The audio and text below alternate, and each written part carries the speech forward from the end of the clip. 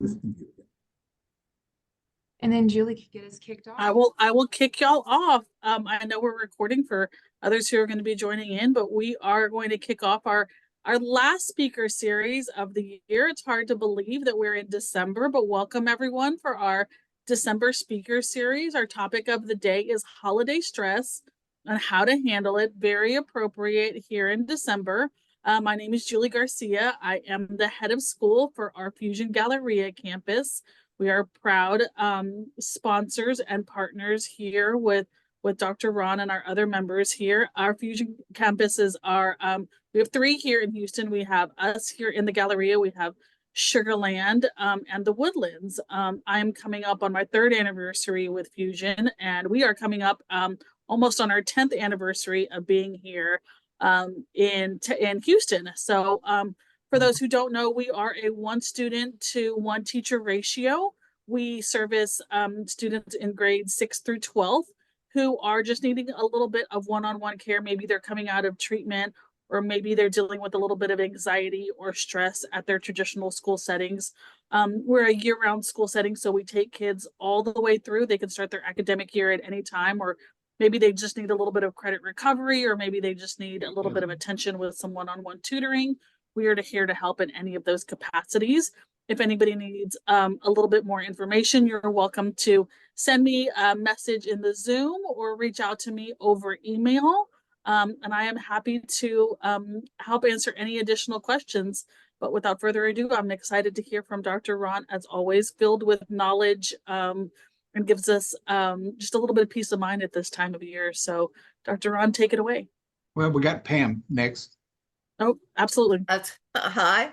For those of you, again, who don't know me too, Pam Esser. I'm director of the Attention Deficit Disorders Association Southern Region. We go by ADA-SR. We've been around since 1987.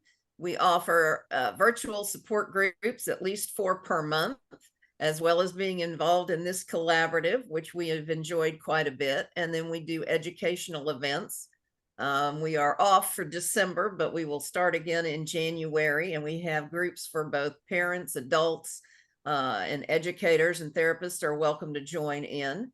And our first event will be January 20th, a virtual one on video modeling and how to work with your students and your family on that. So I'm going to put our website, my email in there. So check us out and use us as a resource. Thank you. Okay, hi, thank you so much, Pam. I'm Alexandra Roark. I'm the assistant director here at the Houston Neuroscience Brain Center. I'm also a therapist in here at the Brain Center.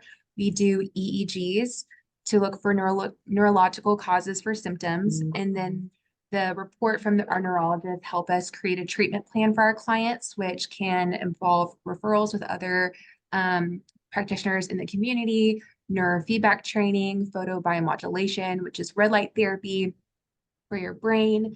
We offer therapy services, and I'm here with Dr. Ron Swatzyna. He is the director and chief scientist here at the center and founder of Clinical Neuroanalytics. He is board certified in neurofeedback and biofeedback by the BCIA. And for the past 24 years, he has analyzed and treated the most diagnostically challenging cases in both inpatient and outpatient settings. So today we are going to be talking about the holiday stress that comes along with this season. And bear with me real quick as I pull up our notes. Today it's going to be a pretty casual conversation, Q&A, so feel free to put any of your questions in the chat. And we'll open this up to everybody as we go along. In the meantime, we're just going to be discussing ways to handle the holiday stress and how to set boundaries. So, I was looking because you've talked about this before. I don't know how many years ago, but you were on Fox 26 talking about this same topic. And now all this time later, we're revamping it. And I was thinking about what you said in that interview, and you're you have experience dealing with holiday stress in multiple different ways, because not only as a psychotherapist now, but you were an EMT, you said, so you got to see a different perspective of holiday stress as well. Well, yes, I was a firefighter EMT for the city of Arlington for 20 years. And working the holidays as a junior person, you work every holiday. So just what it is, you know, from the Thanksgiving to Christmas and everything else. And it was interesting to go in all these people's houses or enter all these people's lives and see what they're going through, because it seemed to always light off in some sort of trauma of some sort. And, you know, so I don't want to be picking up the pieces. I'd rather be getting in ahead of time and trying to make it so that we can head off some of these problems, because I heard so many times from so many people, God, I just shouldn't have gone. I shouldn't have done that. I shouldn't have, you know, and it's like they had this gut feeling. And sometimes that's what we got to do, is trust our gut. But Yeah. Yeah. I mean, I think that's really important what you're saying about, you know, thinking preventatively. It's like, you know, before we get ourselves into these situations, what can we do beforehand to assess how we're feeling, like mentally, physically, emotionally, and then prepare ourselves if we feel like, you know, there's going to be some holiday stress. But before we get into that, I also wanted to bring up a point. So, you know, this is known as like the happiest I see you already laughing. The happiest time of the year. But statistics show that depression is higher during the holiday winter season. But part of that could be attributed to seasonal depressive disorder. So I wanted you to speak on that part first. well, we know that the sun has a great impact on our brain. Our brain, the cranium is actually porous, and it does let the sun shine through. And seasonal affective disorder is real. Look at the people in London, look at the people up in Washington State, the northern climates.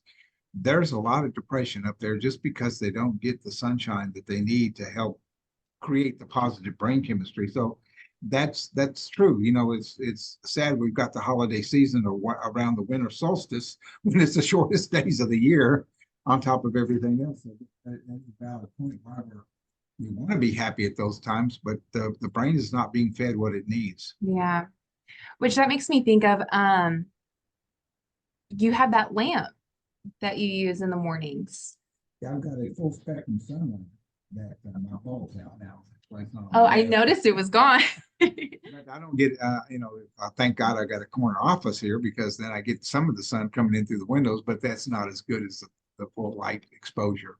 And I get here at 6 o'clock in the morning before 6, so I'm here way before daylight is. Yeah. But there's things we need to think about. What can we do to give us that good positive brain chemistry that's going to help us through this time? Right. Yeah. So, you know, if you feel like you might be a person who feels more depression during the winter, while you might want to look into getting a therapist or talking to a psychiatrist, you might want to also look into getting one of these lamps. Is there like a specific name for it? It's just called full spectrum lamps. You can look it up on the internet. You can, Home Depot used to carry them. That's where I got mine. Not that expensive, but you know, 20 minutes exposure in the morning time really does a lot for your brain. Yeah. It's about all you need. It's not like you have to keep it on all day. Okay, that's good. Yeah. So we thought we'd just throw that out there. But you know, getting back to the holiday stress, the family conflicts, I do feel like conversations around boundaries has become more popular lately, at least maybe just from what I see, but maybe that's just because I'm a therapist. But I thought it would be important for us to talk about you know, how to handle conflicts. You know, we might not be able to avoid conflicts, and then part of it is we don't always have to view conflicts as a bad thing. Conflicts can be a very like loving encounter and necessary. But you know, we could talk about ways to improve communication skills and boundary setting skills to improve these interactions so that they can be a healthy, positive thing instead of a negative interaction. And so today, like talking about how to set some boundaries effectively, and you can pop in any time, but you have a great example. Okay, so yeah, so you know, one of the first things you know, to think of to know how to set a boundary effectively is first to know your values. It's like if, knowing if you're acting within a value, are you acting with outside of a value? That's going to help give you confidence in those situations. If you're not confident in your boundary, then you're not going to be able to set it. And so one way to know if you can feel confident in that boundary is like, okay, am I acting out of a value that I have? Whenever you're going to set that boundary, keep the focus on your feelings and your needs. Sometimes, we could get caught up in conversation of talking about how the other person has hurt us and stuff, but that can cause a lot of defensiveness from that person and can cause them to get so caught up and focused in that defensiveness that they no longer hear you. So, just kind of keeping it very direct, don't beat around the bush. Sometimes we can have that tendency, in society where we think if we're being direct, that's rude. But in reality, directness doesn't mean rude, depending on what you're being direct about. Setting a boundary. Setting a boundary and, be specific. Tone of voice is really important. You want to have a neutral tone, Not judgmental. not judgmental, because your tone could also lead someone to be defensive, if it's coming from a judgmental tone. Mhm. And then finally, you want to think about choosing the right time. Is this a time when I have to think about if alcohol is involved. We'll get more to that later, but are you in a calm emotional state? That's going to be the easiest time to have hard conversations if you're calm, cool, and collected. If you're in an emotional state where you're feeling your emotions really big, then that's not going to be the best time to have conversations, because we have to think about how our brains are acting in these situations. Whenever we're in an emotional state, the part of our brain that is in control of thinking, weighing pros and cons, decision making, that part of your brain turns off. The part of your brain that's turned on is your emotional brain. And so you're going to think more emotionally. You're not going to have as much of that decision making command. So if you can try to use your coping skills to calm your body down, you're going to be able to think more clearly during these tough conversations. Right.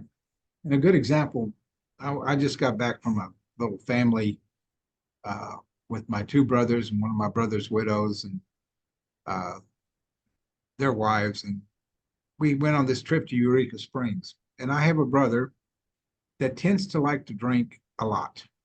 And so we all put up a boundary and said something to him at different times, but, just let's don't make this, like last time. Thanksgiving wasn't pretty, but, you can pace yourself, you can moderate. It wasn't judgmental. It was just, let's don't go to that extreme. Mm-hmm. And guess what? It worked. And for the first time, it was a really pleasurable time, enjoyable time. It wasn't like he overdrank or anything like that. And that was one of those boundaries we put up and just set ahead of time. And we watched him and he did a very good job. And then I think was most important is that we really thanked him afterwards for putting in the effort. It's kind of like that positive reinforcement. Really enjoyed this time with you. It was great.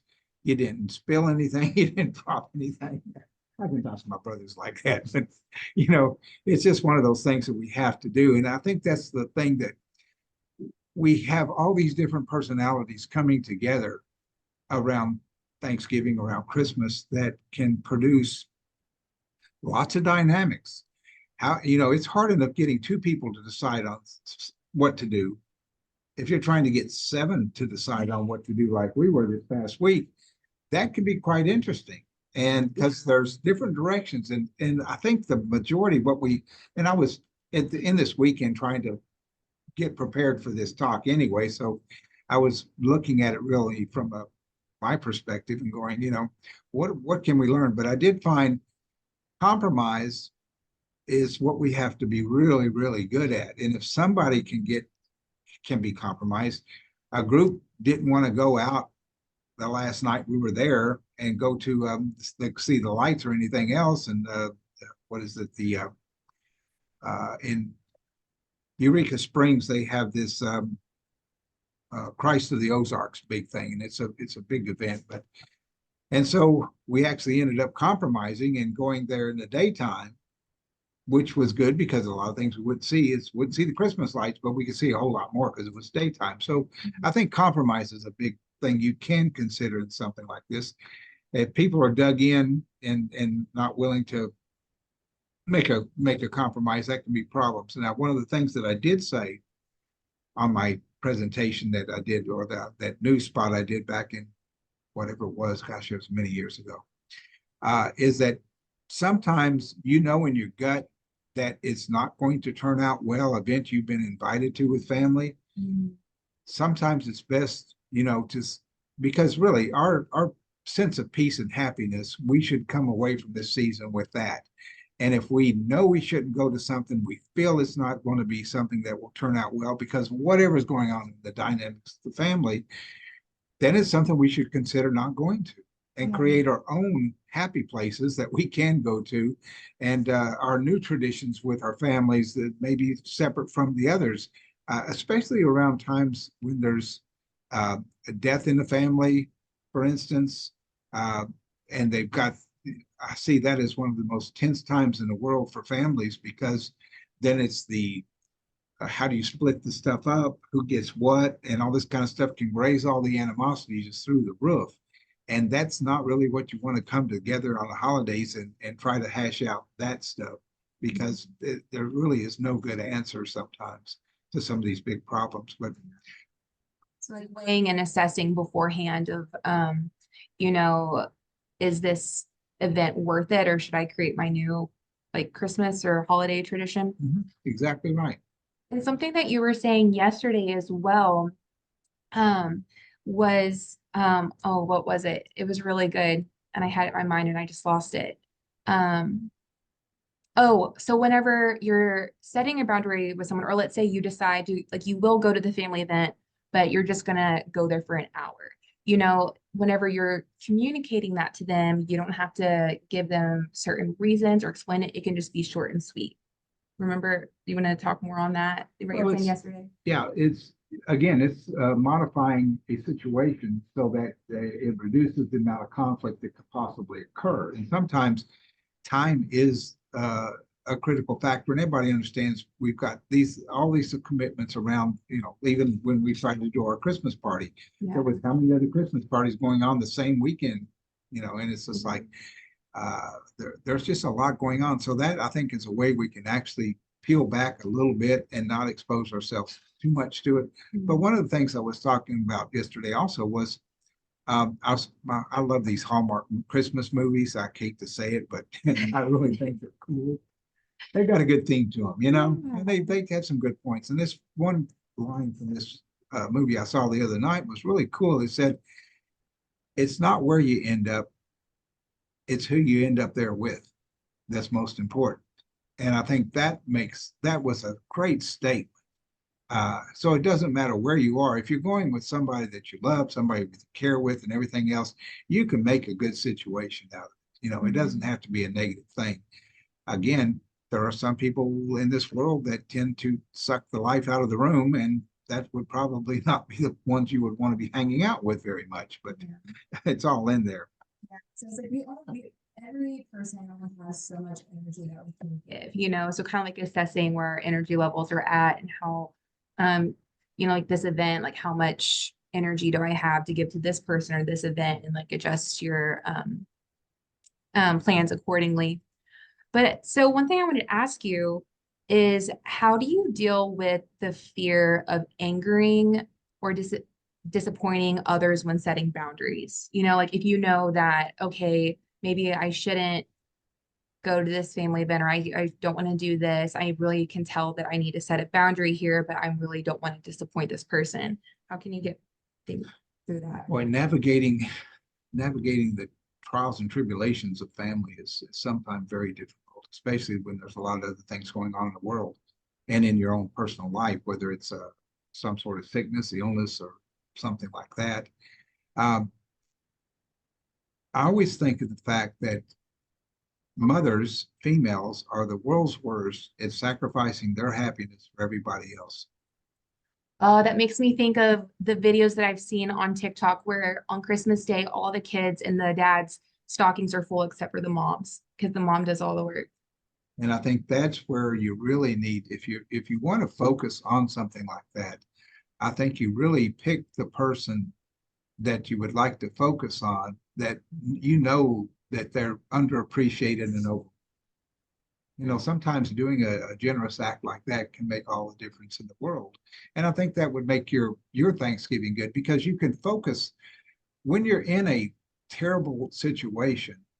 They say get a pinpoint focus and exclude the rest of the crap that's going on around you out there, and focus on that one individual and try to make somebody else's life a little bit better. I was looking at something this morning and about traveling with people and who you should travel with and who you shouldn't. Well, traveling is like going to a Christmas event or something like that. And you want to travel with somebody that's flexible. So you want to go to these events when people are flexible. And that's who you should focus on. People who have energy, not the ones that want to go to bed at 6 o'clock at night. Guilty. That enjoy the same type of things you do. That's a pretty common sense thing. And that always are ready to share what you like to share. Now, the people you want to avoid, and I thought this was also a really cool thing, was that people who just sleep in. That was an issue on our trip because everybody's ready and this person always an hour late. Oh, that drives me crazy. So we have to make sure we tell that person at least an hour ahead of time so that they know, get ready, and by that time we're leaving then. Picky eaters can be a real problem around Thanksgiving because you have all this certain types of foods and everything else, and Christmas time, and oh no, I don't like it. Oh, I'm on this diet. Oh, that could be kind of complicated. So I'm telling you this because we have some of these traits ourselves, and we should say, maybe I could be more open or less vocal about, oh, I can't eat that. No, okay, I'll give that a try. And people who are unclear about a budget, sometimes money expenditures during these times, it can create all sorts of issues. So there's these little, I think if we're trying to look at humanity in general, we're looking at a woven cloth of very intricate, different colors. And how do we weave them together so we can come out with something beautiful at the end, Yeah, I was reading that in an article this summer about, if you're going to travel with someone, like communicating communicating your budget beforehand, to assess like the expectations before going in, and so I think that does just go back to, the communication skills, of, talking about maybe expectations beforehand, and then it's like, if you think about people pleasing, sometimes we, have the fear of setting boundaries or disappointing someone because we maybe have this like nature that we want to make everyone happy. But but then that comes to a sacrifice of yourself and your own like mental health and emotions. So, thinking about that, if you're noticing like some of these people pleasing tendencies coming in of like, asking yourself, there's some questions you can ask yourself if you feel like someone is not respecting a boundary. And so one of those questions is, do I feel safe with this person? And so sometimes when I bring up the word safe, it's pretty common in therapy, but outside people are immediately going to think, just physically. But in reality, safe can mean so much more as far as like emotionally and spiritually safe. It's like whenever I'm with this person, is my body keyed up and anxious, or do I feel calm, cool, and collected?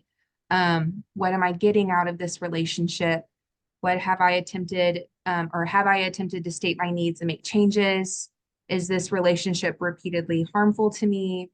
Am I staying in this relationship out of a sense of forced obligation? And then what am I willing to tolerate? So, in those situations, if you're hesitant to set a boundary or if someone's not respecting it, just saying like, what am I willing to tolerate? And trying to be honest with yourself of like, how much energy do you have? With my clients, I'll talk about how you only have so many marbles per day, and you have all your little buckets in life, and you're going to run out of marbles. So it's like, you have and so next question, how do you handle family members who are trying to push your buttons? Like, that they are trying to get under your skin. How do you handle those situations? A frontal assault will not work. You know, there's just sometimes, trying to be and set a big boundary and be the bully to a bully doesn't work, So it's really truly the art of being human, I think. How do we get along? How can we work with this person who is trying to run everything and run it into the ground and yet set up a boundary and everything else? So I like to say that sometimes the best thing, most often, when in doubt, say nothing. Silence is a killer. And it worked quite well this weekend because eventually it's like, if you give them enough time to think about it and everything else, and you just go quiet, it seems to be they'll come around after they calm their nerves down and the anxiety drops and everything else. They'll see it. They'll be more willing to maybe look at it from your perspective as well. But you just can't have a full frontal assault on these folks, because it blows up the whole thing, and then you look like the bad guy, and the whole time you're trying to defend everybody else. And it's like, we need more skills for diplomacy. We need more skills for how do you take and alter somebody's, sometimes, they're coming up with something, and all of a sudden all you have to say is, gosh, it really looks like you're just not doing too well today. What can I do to help you? Completely derail them when they think you were going to counter attack. Sometimes that's the best way, and you're not saying anything. You just say, it appears to me that this is just not working for you. Is there something else going on? That will derail them in a heartbeat, because then that tells them, they're listening. They picked up on something. They were expecting one sort of behavior and they didn't get it. So that's why it switched over. So Yeah. Yeah, I mean, I think that, in those situations, it all kind of also depends on maybe the intentions of the person. And if you get to know the person, you can try to ask yourself, like, okay, what was their intention with that? You might not know for sure. I guess it's just making assumptions. But like, when I think about pushing buttons too, in a different sense, I think about my brother. And, he loves to push buttons, but sometimes, like, what I think is it could be a bid. You know how like Dr. Gottman talks about like bids for, what do you call them, bids for attention or something, bids. But it's like a way of trying to connect with a person. But sometimes I've wondered if it's coming from a place of like, maybe someone feels too vulnerable to get that bit of attention of like asking for it like in a vulnerable way. So it's kind of like a way of connecting with it, or trying to connect with that person, but doing it kind of like on a surface level. Does that make sense? Yeah, it does. Sometimes the best way is to try to see what is the intent of their behavior, their suggestions. Do you really want to make me feel like that my opinion doesn't count in this case? Sometimes it's really good to get somebody to be to clarify what their intent was when they said X, Y, Z. Yeah, you could just straight up ask, what was your intention by saying that? Yeah, and because it made me feel like you discounted me, or you didn't care, or, you have to have it a certain way. What is the intent of saying it that way?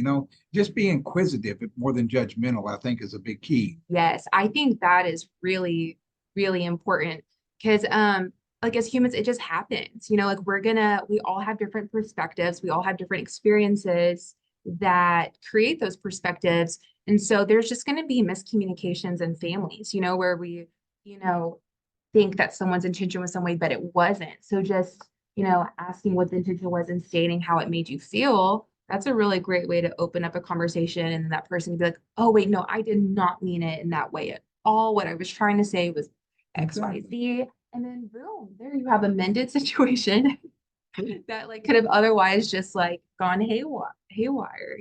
That came one day, this whole intent concept came when I was coming down the freeway, and this person was behind me flashing their lights and going 100 miles an hour. And we assumed their intent was just to be a road hog and, road rage and all get into town quicker.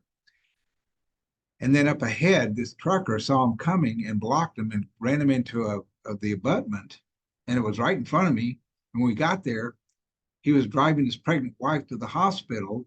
And we assumed his intent was just to be a road rager. And the whole time it was trying to get his wife to the hospital. So it's like, we can't assume intents. We've got to really ask and clarify, because we don't know what's causing the underlying issues with everybody around us, but we can ask and be serious about what can I do to help that, because all behavior is psychological. That was one of the major things I learned early in life. All behavior is psychological. There is a reason they act this way. If we could just understand it from their perspective, we might come up with a way to interact better. Yeah. Well, one comment and then I'll respond to this question. But it's funny that you bring up the driving, because one of like the most common therapeutic aspect I bring into therapy, I actually learned from my defensive driving course teacher, where he was saying that same thing, but you can apply it to other situations. Like, you don't know what that other person in that car is going through, like in exactly like in an example that you just gave. And we can apply that in other situations. If someone, you know, was rude to us or snippy with us, it might not have anything to do with us. Like it could be a natural instinct to take it personally, but we have no clue of what they've experienced. And so it's like, and we can be that person too, and it's like in those situations, of if we like catch ourselves and being like snippy, like projecting, then we could just be like, oh, you know what, I'm sorry, like I'm feeling really stressed right now and I shouldn't be like putting that on you. And then you have another mended situation. But let's get to this next question from Carol. Thank you. She says, what are some recommendations for handling the stress of having a family member being missing from holiday celebration because they are currently a resident of a correctional facility? Well, that is a tough one. I like the second part of that question, and it's the same type of concept. A family member who has passed away. My brother died 2 years ago. I know exactly what you're saying. We're trying to bring this together as a new family tradition. And regardless of, in a correctional facility or dying, it's still a pretty serious absence in the family. Right. And I know my brother, the one that has a little bit of a drinking issue, he went and bought at one of these little places, he bought a stone with a little cross on it to put on my father and mother's grave stone, because they put stones on top of that. And I thought, that's kind of a neat thing, a way to remember them and stuff like that. Mm-hmm. So it's not that we want to forget them or not have them there. If there's ways we can take pictures, or we can do this for the one that's in a correctional facility and share that with them and have them, we miss you so much and stuff like that, little short videos. That's one of the ways you can include them if they're still alive. And if they're not alive and they have passed in the past year, which the holiday seasons are the absolute worst for people who've lost loved ones. I guarantee, because we're all missing them. And I think it is what we found is, don't pretend like they were never there. Acknowledge it. We had a toast to my brother. It's like, miss you, brother. I know he's looking at us because we're all crazy, but it was to honor him that his place at the table was not there. And yet we're going to live on, and we're going to take care of his widow. Yes, we are doing very well, because this is a sad situation. My baby brother, I'm the oldest of four, so it's like rough losing the baby. But I totally understand what you're saying about this at Thanksgiving and Christmas and the holidays. Acknowledge it, verbalize it, talk about them. Toast to them. Hopefully we'll see you next year this time. Mm-hmm. But I think ignoring it's the worst thing you could do. Repressing it. Yeah. So it's like finding a way to honor them in those moments, include them. Are you ready to open it up? Yeah, let's see. Gerald, thanks for reminding us. Thank you, Carol. Okay, we're going to open it up to everybody now. Any questions, any input? You guys have ways that you've dealt with this throughout the years. We'd love to hear what you have to say. And I know these are tough times for a lot of people. We just have to keep focusing on the positive. But love to hear from you guys. Any questions? Pam, you got anything? You're muted. I had something just, we've been through both of those situations. Our son was in jail one Christmas and we were, of course, horrified. But you know, ADHD, bipolar, and it was always something minor, but still it was a shock to our family. We had never imagined anything like that. In our case, we were lucky. And so we just postponed Christmas because he was out like, I think, early January. So we just left everything up and waited and had most of our Christmas later.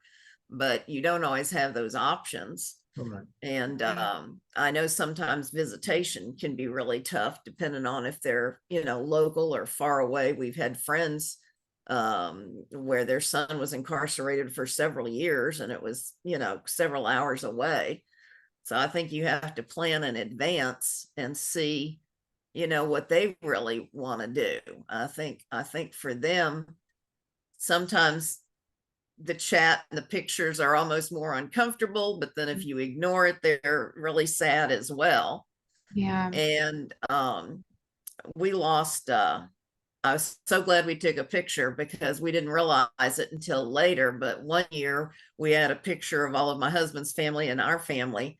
And by next Christmas, both of our dads were gone. He lost his dad, I think it was like in June or July, and my dad passed away in November. So I think that Christmas was one of our most difficult because we were trying to figure out, you want to keep the traditions, but at the same time, they're painful. And Yes. so we had always cooked dinner and we decided we'd just go out for Chinese food. And it turned out to be absolutely the best thing to do because we ran into some friends of ours that were Jewish in a Chinese restaurant.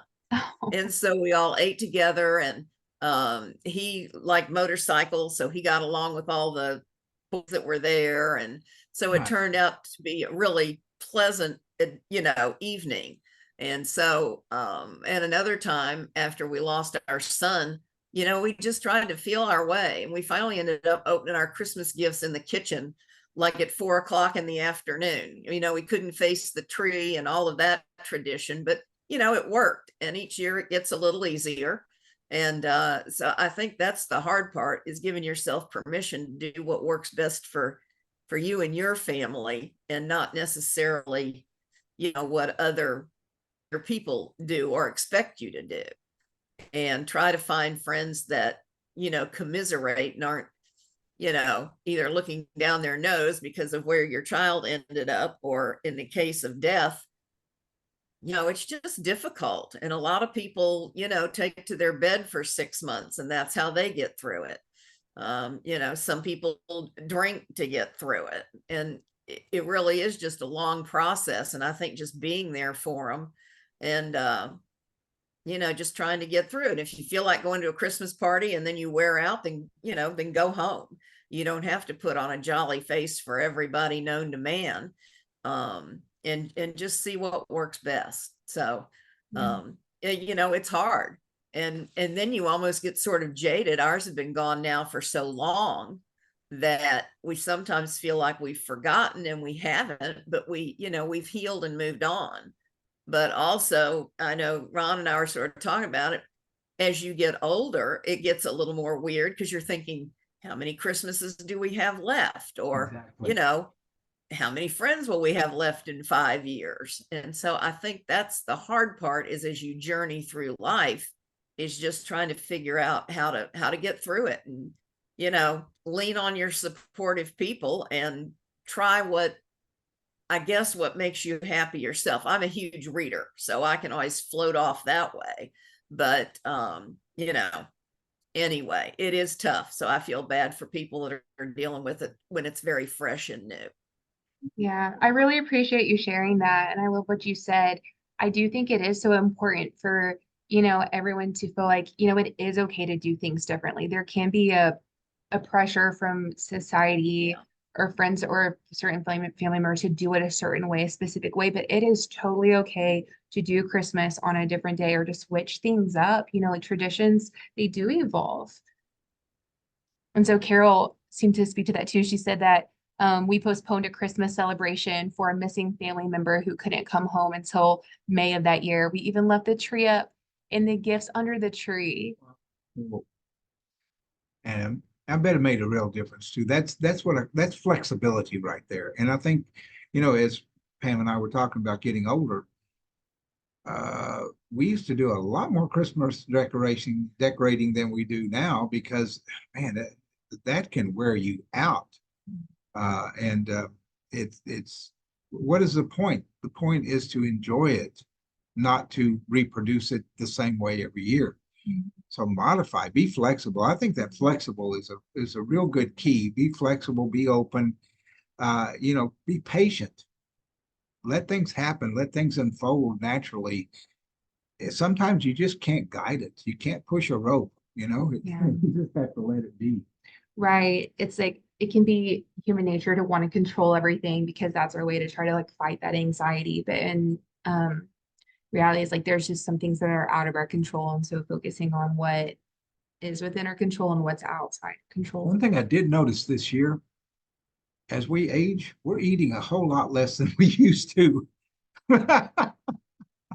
I was surprised at that. We took all this food and it's like it brought back a whole lot of food. It's just like we would have scarfed every bit of it down 20 years ago. And now it's just like our appetites just aren't there. But again, back to it's kind of like eating like the French do.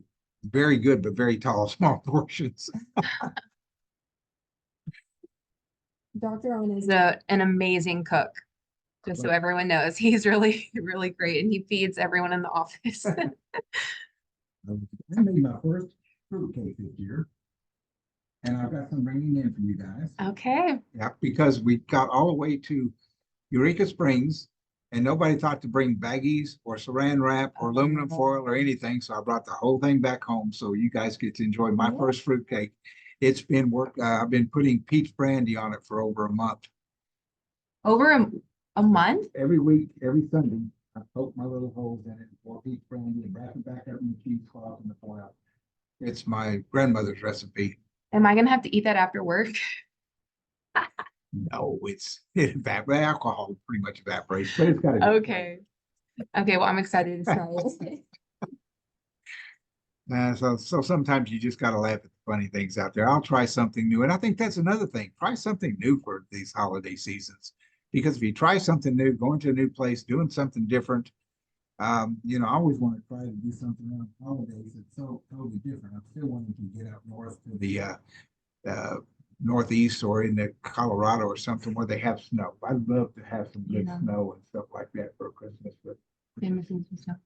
Well, before we hop off, feel free to chime in or ask more questions, but I just wanted to do a little plug for our January discussions with Dr. Ron. That will be on Wednesday, January the 17th, 12 to 1 p.m. Central Time. And we are going to do our topic on, the title is going to be The Culprit of Your Sleep and Attention Issues, Beta Spindles. We're going to be talking about the special EEG biomarker. So we're just to let everybody know, we just published our largest paper on 1,233 cases in clinical EEG and neuroscience. And in that, we talk about the specific biomarker that accounts for a lot of medication failure, anxiety, panic, and it's COVID brain fog is a result of it. Brain injury is a result of it. We'll make that link and show you how this is all connected. But spindling excessive beta or beta spindles are something that I've been studying for many, many, many years. And it's something I think people need to know that it seems to be a marker for neuroinflammation.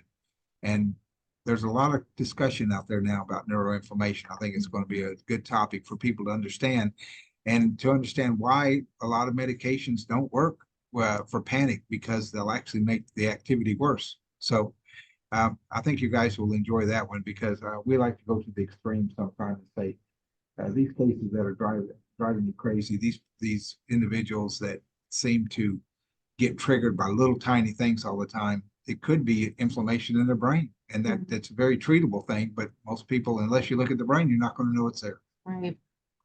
So mark your calendars, January 17th. Any other comments from I anybody had else? a quick question. I was looking on my TV guide, and at 8 o'clock on Sunday on 39, it has healthy aging with ancient nutrition. Oh, I'm 39. I will. Yeah. Can you send me a pic of that, and I'll send it over to Jessica, and I'll say, is there another time? Okay. Yeah, Yeah, because I'm the looking next one. Go ahead, Julie. I'm looking at Hatching for Health Instagram. I'm trying to see what has it titled, but she does say it's this Sunday at 8 a.m. on CW 39. Were you looking at CW 39? You know, it's KIAH. I guess that's it. Let me go down some and see if that. Yeah, it's weird. And That then the is next thing weird. is YOLO, Texas. So YOLO, Texas. yeah, and that's something totally else that looks like it's every week is the same. That's So so interesting. Okay, well, is she titling it Healthy Aging? it Nothing says to do with collagen production. it. But is it Hatching for Health? Yeah, healthy aging with ancient nutrition. No, but I mean, is it the program Hatching for Health? Is it what? Hatching for Health. No, Okay, that so has that's nothing on there at all about that. Saturday morning. That could be. Let me try that. And I maybe just figured after you'd mentioned it, I thought, well, I'm Yeah. going to check and see. Well, Okay. what we'll do is we'll reach out to Okay, find out because it's yeah. not 8 Saturday, Was unless her it's the Jessica? following Sunday. Yeah. But yeah, let us all know because I was going to record it and be all prepared. So Yeah. Okay, I'm I'm going to gonna have to get email up at you. 8 o'clock. I'll email you, and then I'll also update our Brain Center Instagram. You can go and follow us Okay. at HN Brain Center. And then we'll also do an update there for anyone else who's curious if it'll be on this Sunday or not. Yes. But we really appreciate everyone for coming on today and being part of the discussion. I really hope that all of you have a really happy holiday and a happy new year. This recording will be up on our HN Brain Center YouTube channel. And then Julie will be sending out the recording as well. And Down. with that, We're closed on. oh yeah, our center is going to be closed on December the 25th through January 1st for the holidays and for construction. We're changing up the office a little bit, which is really exciting. So renovations, yes, thank you. All right, guys. We Happy appreciate you holidays, attending. everybody. Happy holidays. Enjoy. Merry Christmas. If you run into trouble, you can always email me. See you in All right. January. All right. Happy holiday. Happy holidays, everybody. Bye-bye.